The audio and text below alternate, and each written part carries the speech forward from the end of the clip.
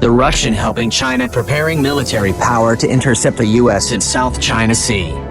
The Russia's involvement in the South China Sea has historically been marginal. Since withdrawal from Cam Ranh Bay in Vietnam in the early 2000s, the Russian military presence has been scarce, though the Navy still makes port calls regularly. The Russian leaders have not expressed much interest in the ongoing sovereignty disputes, mostly because Russian interest in regional affairs has been relatively weak and limited to maintaining bilateral relations with Northeast Asian states and Vietnam.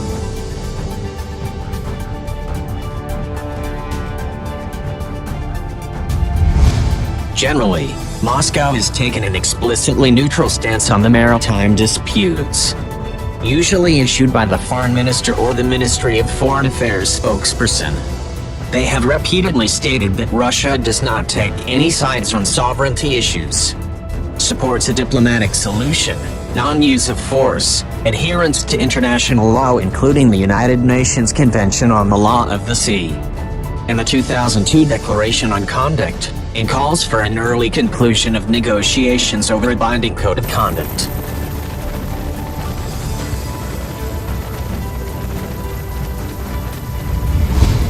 The Russia has been low-key in the South China Sea because it simply doesn't have much at stake. Little of Russia's energy resources travel through the waters of the South China Sea.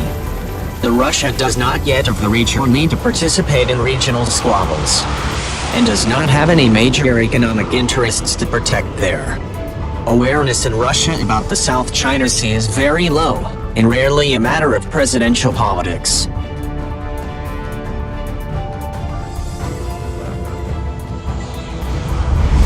The interest in the disputes that does exist comes from Russia's close ties to both China and Vietnam. Russia is a long-time arms supplier to both countries and has been central to Vietnam's naval modernization, especially with the Vietnamese Navy's 6-kilo class submarines capable of carrying club missiles. That is in addition to the corvettes, frigates, fighter jets, and missile defense systems. They'll provide Vietnam the capability for retaliation and possibly deterrence against China.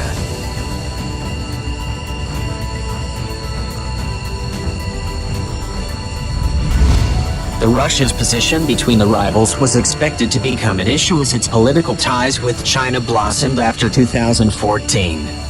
Both of Russia's partners seem to understand the nature of the dilemma, and have generally been very accommodating toward Russian balancing.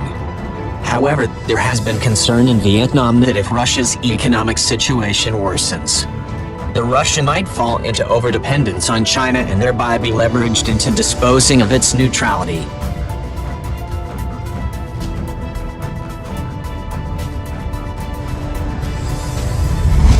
Such fears increased as the July 2016 arbitral ruling on the Philippines case against China loomed. Observers noticed another bullet point in Russia's South China Sea stance: the opposition to external interference and, essentially, internationalization of the disputes. This likely stems from Russia's allergic reaction to Western engagement in the post-Soviet space and the traditional criticism of foreign interventions in Yugoslavia, Afghanistan, Iraq, and Libya.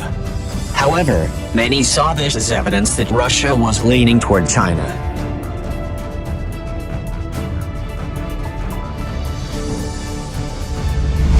Another important development came at the G20 summit in Hangzhou in September 2016. Where Russian President Vladimir Putin first publicly stated support for China's defiance of the arbitration ruling. Since then, Russia has spared no effort to reiterate that this addition does not change Russia's neutral stance and does not concern sovereignty or politics. The statement was likely made in view of a similar UNCLOS-based suit that could be soon filed by Ukraine against Russia over the waters surrounding Crimea, and partly in continuation of Russia's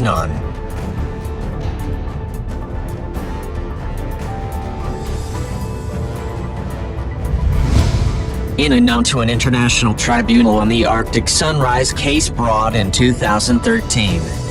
Still, the effort to demonstrate continued neutrality indicates that Russia seeks to maintain autonomy from Chinese influence, or at least to look like it is doing so. More recently, Russia and China held joint military drills in the South China Sea, bolstering coordination on, among other things, all-in seizing. As menacing as such an exercise may sound, we should be careful in interpreting it as Russian support for China's South China Sea stance.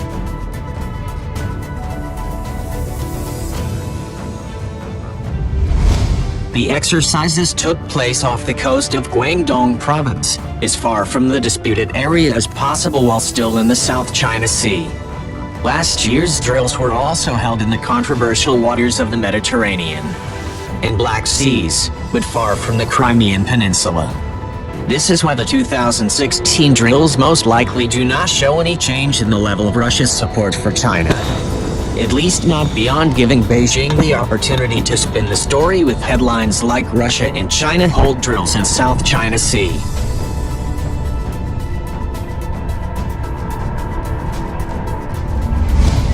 Despite these shifts, Russia maintains the same low-profile strategy.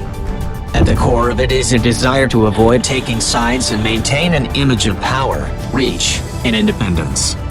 It is fortunate that neither China nor Vietnam have been too assertive in wooing Russia over the South China Sea, because picking either would result in severe diplomatic and reputational damage for Russia.